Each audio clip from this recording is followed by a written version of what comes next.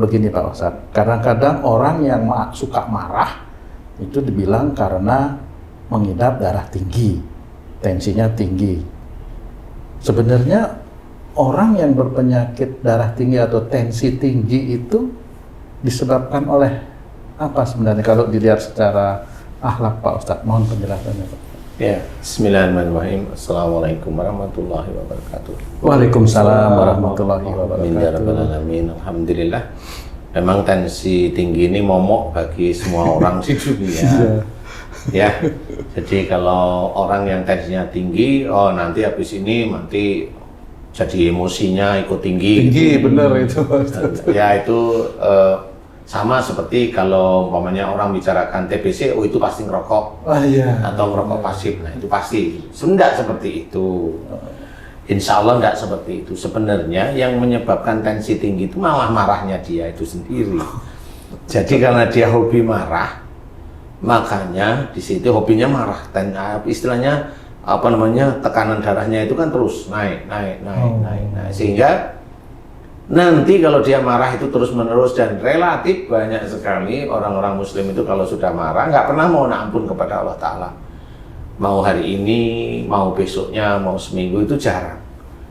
Nah, kalau dia itu mohon ampun kalau sudah sakit ngeletak, nah itu aduh, kalau sakit terus kemudian diambil nyawanya ya nggak bisa ngapa-ngapain, ya, tobatnya juga nggak diterima oleh Allah Ta'ala.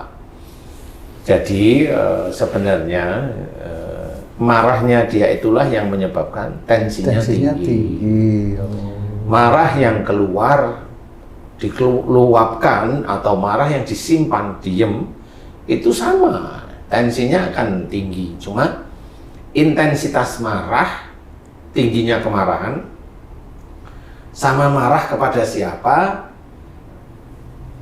dan tiap hari berapa kali, itu yang menjadikan cepat atau lambatnya tensinya itu tinggi.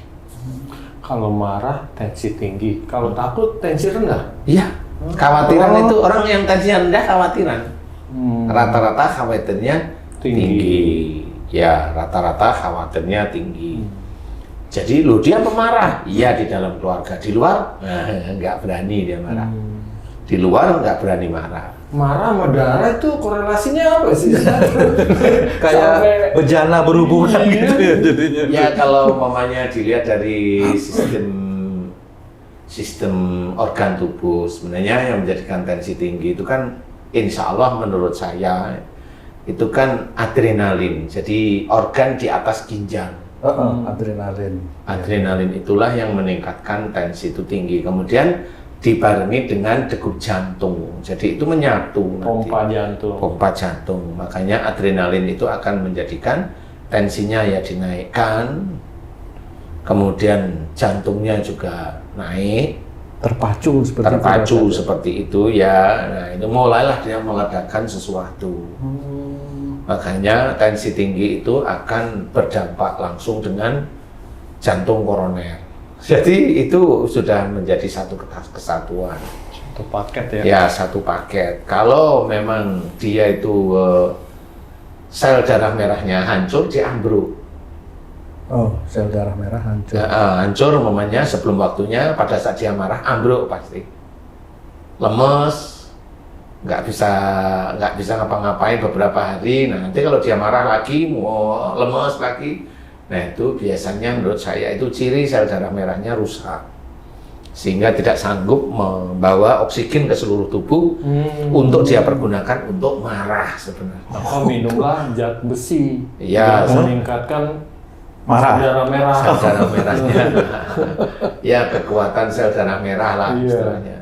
Tetapi tidak bisa seperti itu, segampang itu. Jadi dari adrenalin kemudian pompa motor jantungnya itu nanti akan terus ngikutin jedek-jedek-jedek-jedeknya itu ngikutin. Nah itu memang harus terlatih istilahnya. Cuma kalau itu dipergunakan untuk kerja, kemudian kerjanya karena Allah aktif itu aman dia. Itu kerja itu juga akhirnya menjadi tensinya naik, walaupun naiknya beda dengan marah. Aktivitas itu kerja bisa meningkatkan tapi masih wajar. Tapi kalau marah itu melebihi batas. Nah, di titik orang yang tensinya itu tinggi, insya Allah dia akan marah, udah titiknya itu aja. Marah, tinggal umurnya berapa. Kalau dia 45 ke bawah atau 45 ke atas dikit, 46, itu masih dia berarti pernah marah sama orang tua. Kalau 50 ke atas? 50 ke atas relatif sama pasangan. Tapi ada sesuatu yang harus diketahui. Tensi tinggi ini ada yang diminumin obat itu nggak pernah bisa turun. Jadi dia sehari-hari harus minum obat penurun tensi.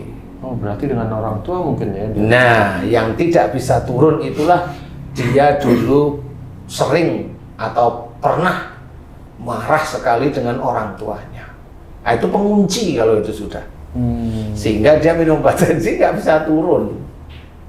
Dan kalau orang tensinya tinggi, biasanya sel darah merahnya itu kekentalannya melebihi batas. HB-nya Pak Ustadz. Nah, kekentalan darah. Kekentalan darah ya. Jadi insya Allah itu yang terkait. Nah, makanya istilahnya kalau Rasulullah itu menceritakan jangan marah bagimu surga, itu memang salah satunya yaitu. Jadi nanti bermasalah, bisa nanti jantung koroner, bisa nanti gagal ginjal, bisa nanti levernya rusak kalau tensi tinggi kan gitu, bisa nanti glukoma, itu yang lebih gampang lagi, glukoma larinya. Mendalam kemana-mana ya. Kemudian stroke, kemudian ya di situ karena memang apalagi semua kan marah dia. Apalagi nggak takut, kecuali kalau memang dia kelihatannya nggak marah tapi nyuruh itu, tapi kan itu nggak marah, itu nyuruh walaupun nggak marah tapi salah, tetap ada dosa walaupun tensinya nggak tinggi. Tapi kalau momennya dibalikin, diganti dia yang disuruh nggak mau, nah itu nanti jantung. Dia ada egois di situ. Oh, egois. Egois, walaupun dia tidak marah, dia ada egois. 100% Yang mana? Yang mana dulu nih? Pak Ustadz, kalau marahnya orang tua kepada anak, apa bisa menyebabkan juga tensinya tinggi Pak Ustadz? Kalau marah orang tua kepada anak itu tidak 100% atau tidak berapa puluh persen besar itu menjadikan tensinya tinggi, karena ada faktor mendidik. Ini ada faktor mendidiknya loh ya. Oh, jadi marah punya klasifikasi sebenarnya. Ada marahnya karena ada faktor mendidik, tahu anaknya salah kemudian dia marah, itu dia ada faktor mendidik. Ada niat dan sayang ya. Ada di situ. Nah, ini tidak diklasifikasikan itu marah yang benar. Tapi begini, dia marah kepada anaknya salahnya nggak besar, tapi marahnya dia itu kuat. Nah, ini ada faktor egois, mau menang sendiri, merasa pintar, dia merasa orang tua. Nah, itu beda, ini sudah beda. Jadi di titik itu dilihat nanti persoalannya. Oh, masalah sama marahnya itu overacting nggak gitu ya? Iya, karena ada marah yang seperti itu ya, yang nggak wajar, yang nggak wajar. Itu kok meledak-meledak gitu? Iya, seperti itu. Padahal masalahnya kan nggak berat-berat amat gitu.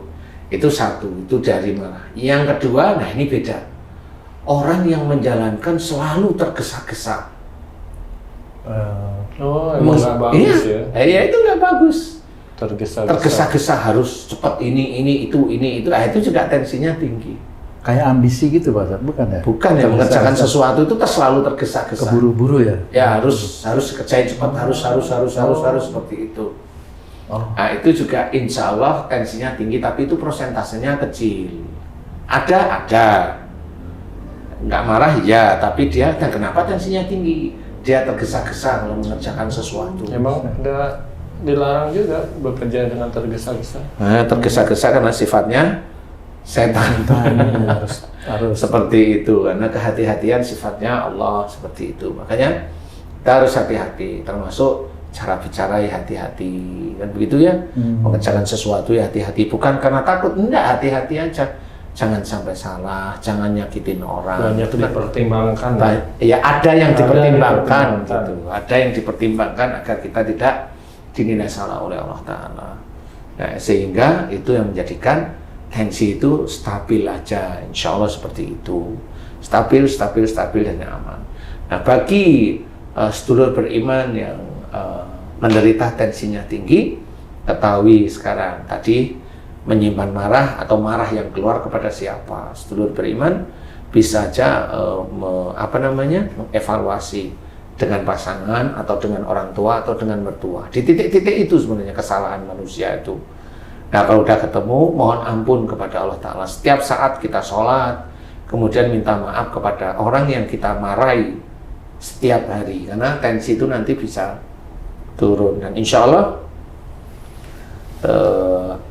mudah-mudahan tensinya mulai normal lagi. Insya Allah, karena itu tidak